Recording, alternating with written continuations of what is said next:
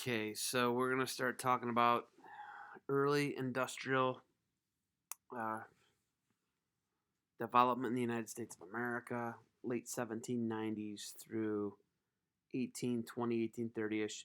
Transportation is going to start to pick up, but the Industrial Revolution actually started in Great Britain, late 1700s, and of course it spreads from Europe to the new United States of America, just gained independence.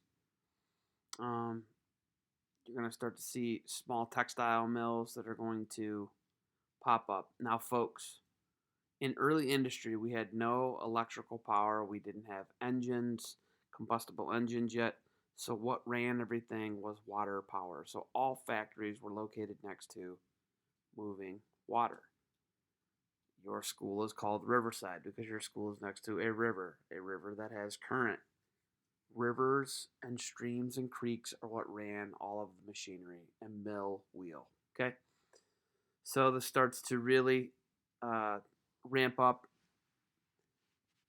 Late 1790s, 1820, 1830s, really big boom.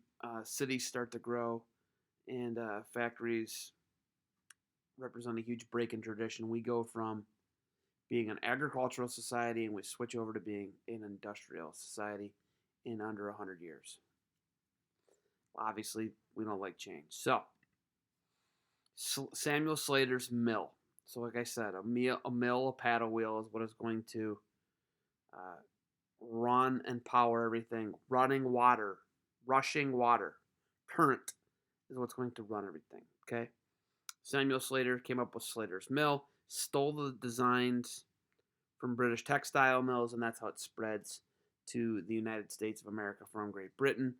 This is where the child labor laws really for today, they come from this because they hired younger people because it was cheaper. Okay. Once again, here you go. Depended on water power for energy. There you go. That's the most important part about early industrial revolution. Factory system. Before the factory system and before the industrial revolution, everything was made by hand. Now, with the factory system, you're going to start to see a shift to things being made in bulk and in a factory in an assembly line. Okay? Factories are built, once again, near a water source because that was the power. The workers were not treated, okay, early factories were dangerous. They were not treated the best. Their long hours and things were very difficult. Then that's why you had eventually labor unions pop up around this problem and try and fix the problem. Lowell Mills, Lowell, Massachusetts. This was to spin yarn and help weave, create thread. Once again, Lowell, Massachusetts. It's located next to a bunch of waterfalls, a fast-moving river. Okay. This was a huge part of the early industrial revolution. You guys, actually a national park you can go to and see the Lowell Mills in Lowell, Massachusetts still today. Eli Whitney. Okay, so this guy's actually going to he's going to revolutionize and really ramp up cotton processing in the South. But the big thing he did was he created interchangeable parts on guns. Folks, everything you have now today is interchangeable parts. For example, if the screen on your Chromebook breaks, they don't throw the Chromebook away, they replace the screen. If the keys break, they replace the keys. Okay, if we don't throw away our cars, your parents aren't going to throw away the car. They're not going to send it to the junkyard. They get a flat tire. They get their flat tire fixed. So Eli Whitney was at the forefront of interchangeable parts. Everything's interchangeable parts today. He did it with muskets. He then later goes on to invent the cotton gin, which combs the thorns and seeds out of cotton, and it causes a cotton boom. Okay, so movement, transportation. Robert Fulton invents a combustible engine that is run by steam, and there's a steam boat called the Claremont. Folks, this is huge because before the Claremont, you could not really travel upstream unless you were being towed by animals. All right, even if you look at Lewis and Clark, they had to tow the boat with ropes and wade through the water or push it with poles, paddle, all different types of ways.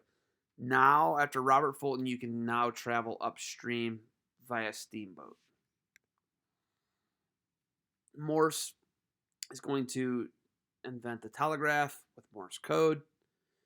First steam-powered locomotive is the Tom Thumb, invented by Peter Cooper, and then that will kick off railroads becoming a huge part of transportation in the United States of America. Farming improvements. Now, John Deere did not invent tractors like you guys think he did. He invented a lightweight steel plow that could turn the land.